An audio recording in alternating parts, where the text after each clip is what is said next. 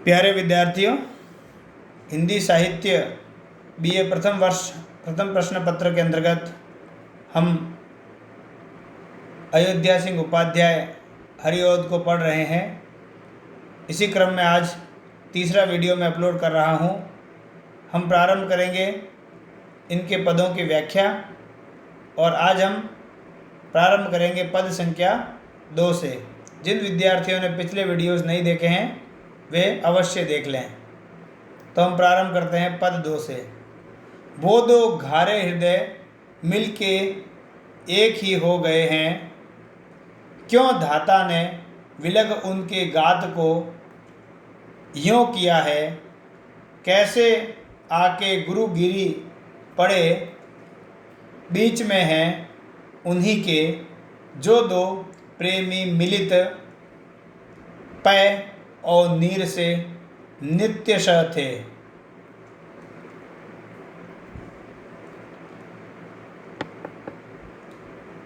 अब हम देखते हैं इसकी सप्रसंग व्याख्या। इसके शब्दार्थ बहुत ही सरल है। धाता यानी विधाता, नित्यशः यानी हमेशा के लिए, और बाकी शब्द जो है वो सरल ही है। इसका हम सबसे पहले प्रसंग देखते हैं। महाकवि हरिओद श्री कृष्ण की विरही अवस्था का स्वप्न में चित्रण करते हुए आगे लिखते हैं कि विधाता ने ही उनके संयोग में खिले हृदयों को अलग करके दोनों के बीच में अंतराल के बड़े बड़े पर्वत खड़े कर दिए हैं। हम व्याख्या देखते हैं इसकी। उद्धव राधा के प्रेम में विगलित श्री कृष्ण का संदेश राधा को सुनाते हुए कह रहे हैं कि हे राधा जी, श्री कृष्ण ने यह कहा है कि उनका और आपका हृदय मिलकर एकमेक हो गया। एकमेक, एकम और एक का जब हम संधि करते तो एकमेक। दोनों हृदयों में भौतिकता की दूरी नहीं रह गई है। फिर विधाता ने दोनों के शरीर को अलग अलग क्यों कर दिया है, यह मेरी समझ से परे है।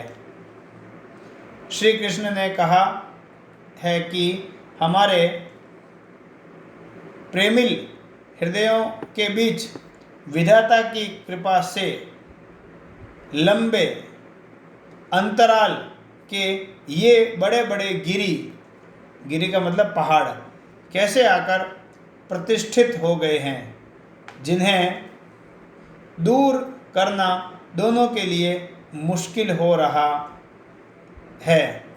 जो दो प्रेमी हृदय आपस में ऐसे प्रेम में लीन हो गए थे जैसे दूध और पानी मिलकर एक हो जाते हैं हमेशा के लिए, फिर भी विधाता के कारण ही आज हम यूँ अलग हो गए हैं।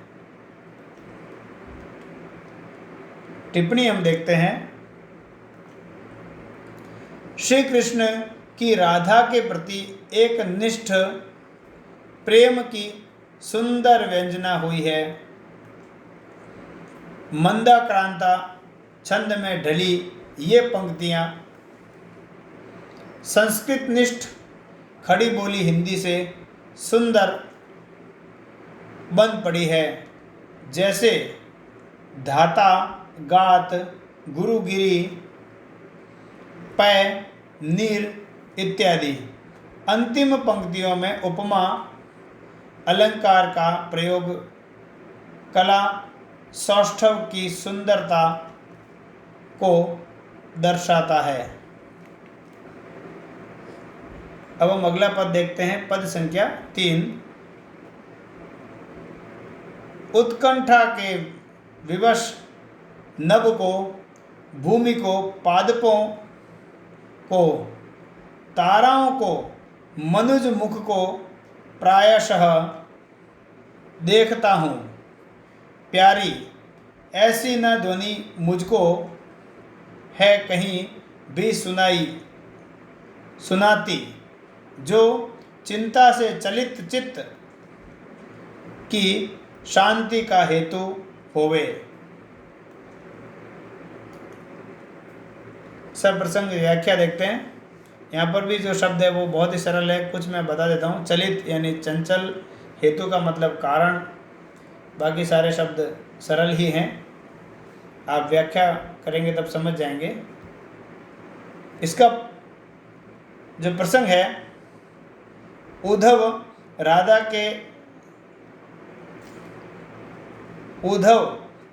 के सामीप्य के अभाव में श्री कृष्ण द्वारा कहे संदेश को राधा से सुनाते हुए कहते हैं कि राधा जी, आपके अभाव में श्री कृष्ण प्रत्येक जड़ चेतन मनुज प्रकृति में आपकी प्रतिच्छवि देखते हैं, ताकि उन्हें उनके चंचल चित्त की शांति का समाधान, चंचल चित्त की शांति का समाधान मिल सके, अर्थात उनका जो चंचल चित्त है वो शांत हो सके, इसका प्रयास वो सदैव करते रहते हैं। हम व्याख्या देखते हैं। उद्धव राधा के सामने श्री कृष्ण के कहे वचन उद्धृत कर उन्हें श्री कृष्ण की वियोगावस्था की दयनीय स्थिति का बखान कर रहे हैं कि राधा जी, श्री कृष्ण ने निवेदन किया है कि जब जब भी राधा से मिलने की, उनका सुंदर मुख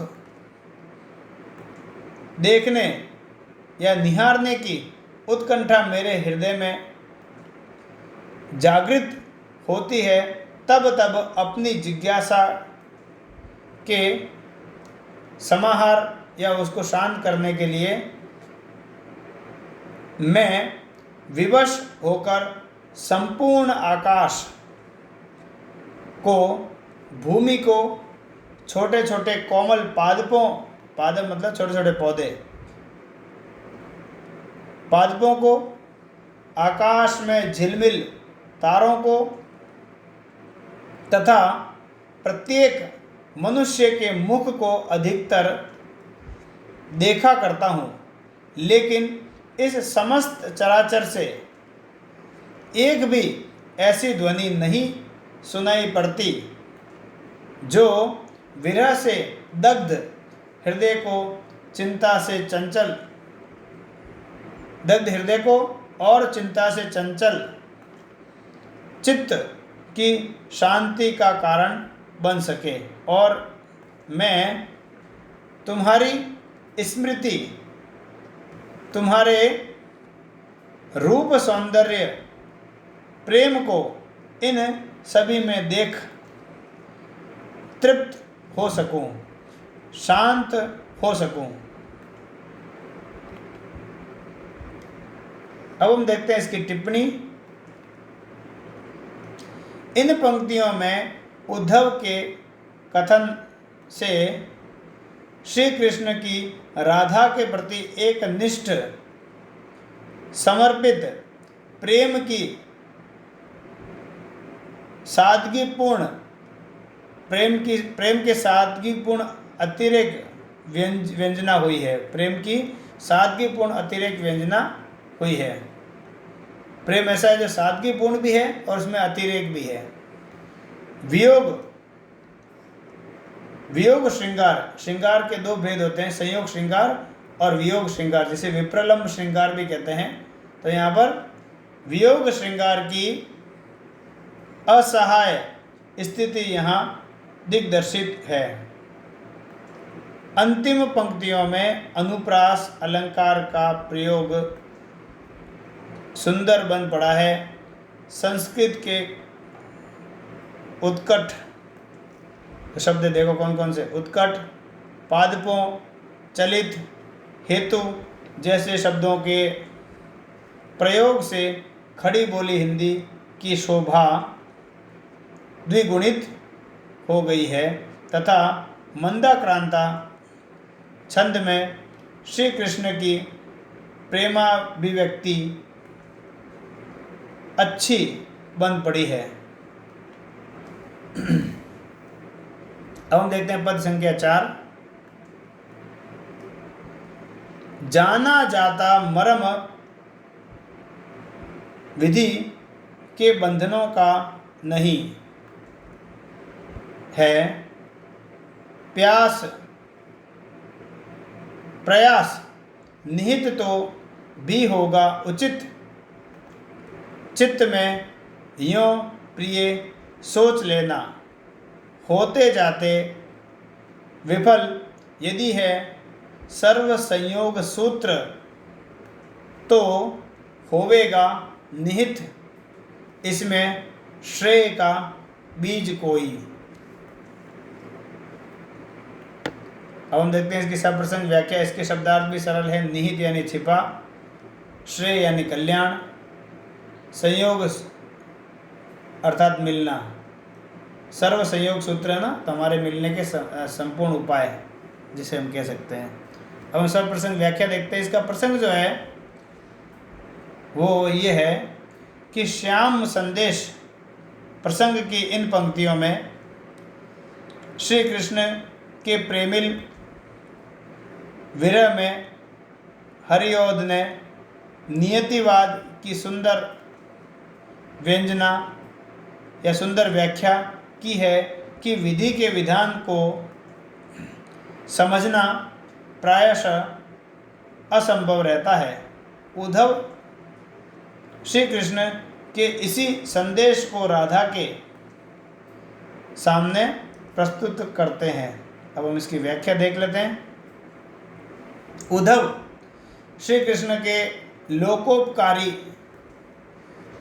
संदेश को राधा जी को सुनाते हुए कहते हैं कि हे राधा जी, श्री कृष्ण का यह कहना है कि विधाता के विधान का मर्म जानना, उनके कर्मों के रहस्य को जानना इन सांसारिक प्राणियों के लिए सर्वथा असंभव है।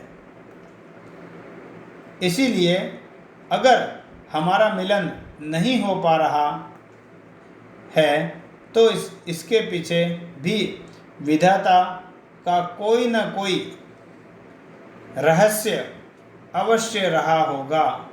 यह सोचकर अपने विरही दुखी हृदय को सांत्वना दे देना। अगर हमारे संयोग हेतु किए जाने वाले सारे प्रयास असफल हो जाते हैं या हो रहे हैं, तो इस पीड़ादायिनी विडंबना के पीछे भी ब्रह्मा की कोई न कोई नियति काम कर रही है, ताकि भविष्य में कल्याण का बीज बोया जा सके। अर्थात हमारा संयोग भविष्य की किसी सुखद कल्याणकारी योजना हेतु होना ईश्वर को पसंद है। इसीलिए वर्तमान में यह संयोग असंभव हो पा रहा है। अतः हमें इसे ईश्वर का न्याय मानकर हृदय के साथ स्वीकार करना होगा। इसकी हम टिप्पणी देख लेते हैं। श्री कृष्ण का संयम, मर्यादाशील व्यक्तित्व श्लाघनीय है, अर्थात प्रशंसनीय है, श्लाघनीय बन पड़ा है। उनका विरह में भी लोकोपकारी संदेश भेजना हमें सामाजिक कल्याण हेतु संयम, मर्यादा, कर्तव्य की शिक्षा देता है। नियतिवाद, जिसको हम भाग्यवाद भी कहते हैं, आध्यात्मिक ये शब्द है,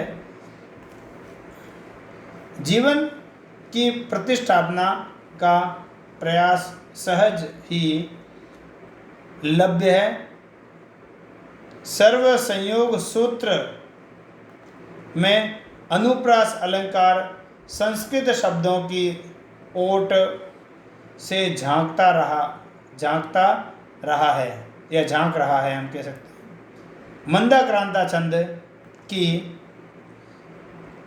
खड़ी बोली हिंदी सर्वसाधारण के अनुकूल उपदेशात्मक बन पड़ी है, यानी मंदाक्रांता छंद में उन्होंने ये उपदेश दिया है। माधुर्य गुण की सुंदर छटा दर्शनीय है। साहित्य में 3 गुण होते हैं और उसमें से माधुर्य गुण की बात कही है। अब हम देखते हैं पद संख्या 5। है प्यारी और मधुर, सुध और भोग की लालसाएं, कांते लिप्सा जगत हित की और भी है मनोज्ञा, इच्छा आत्मा परम हित की, मुक्ति की उत्तमा है, वांछा होती विशद, उससे आत्मा उत्सर्ग की है। यहाँ पर भी कुछ शब्दार्थ देख लेते हैं, मैं आपको बता देता हूँ। वांछा यानी इच्छा, उत्सर्ग यानी समर्पण भाव जो होता है ना, किसी के प्रति हम कुछ छोड़ते हैं, बलिदान, उसको बोलते हैं उत्सर्ग। सब प्रसंग व्याख्या, इसका प्रसंग पूर्ववत है जो पहले पद में था, इससे पहले वाले में वही प्रसंग है। हम सीधा व्याख्या पे चलते हैं। उद्धव राधा को श्याम संदेश सुनाते हैं कि हे राधा जी, श्याम ने यह कहा है कि मेरे हृदय में राधा के साथ बिताए प्रेम बंधन की मधुर स्मृतियाँ हैं और है भोग करने की अनेक लालसाएं, इच्छाएं। हे कांते, इस प्रकार मन में अनेक ऐसी मनोज्ञाएं हैं कि जिनमें लिप्त होने से समस्त जगत का हित हो सकता है। अर्थात श्री कृष्ण की अनेक भोग करने की मधुर इच्छाएं हैं और वे भोग करना चाहते हैं जिससे जगत का कल्याण हो सके। यही नहीं, उनके मन में यह भी वांछा है कि मेरी मनोवांछाएं पूर्ण होने पर सभी की मुक्ति उत्तम रूप में हो सकती है। इसीलिए श्री कृष्ण का कहना है कि जैसी इच्छाएं उनके मन में मधुर लालसाओं के भोगने की हैं, वैसे ही आत्म उत्सर्ग की होती तो इससे लोकोपकार अधिकाधिक हो सकता था, अथवा वे राधा जी के चरणों में आत्मा उत्सर्ग यानी अपने आत्मा का उत्सर्ग, स्वयं का उत्सर्ग, स्वयं को बलिदान करना, आत्म उत्सर्ग तक कर देने को मुक्ति की कामना से लीन हो जाना चाहते हैं। सीधे शब्दों में सांसारिक आत्माओं के कल्याण हेतु ही श्री कृष्ण राधा के चरणों में आत्मा का उत्सर्ग अर्थात आत्म उत्सर्ग तक करने की इच्छा रखते हैं। अब हम देख लेते हैं इसकी टिप्पणियां। श्री कृष्ण के मन में सामान्य मनुष्य की भांति भोग की लालसाओं के चित्रण द्वारा कवि ने वियोग की स्मृति नामक दशा को प्रस्तुत किया है। साथ ही श्री कृष्ण का आत्मा परम हितार्थ मुक्ति की कामना से मन में आत्म उत्सर्ग की इच्छा संजोना उपदेशात्मक बन पड़ा है और यही उनके लोकहितकारी भाव को प्रकट करने के लिए पर्याप्त है। संस्कृत की गंभीर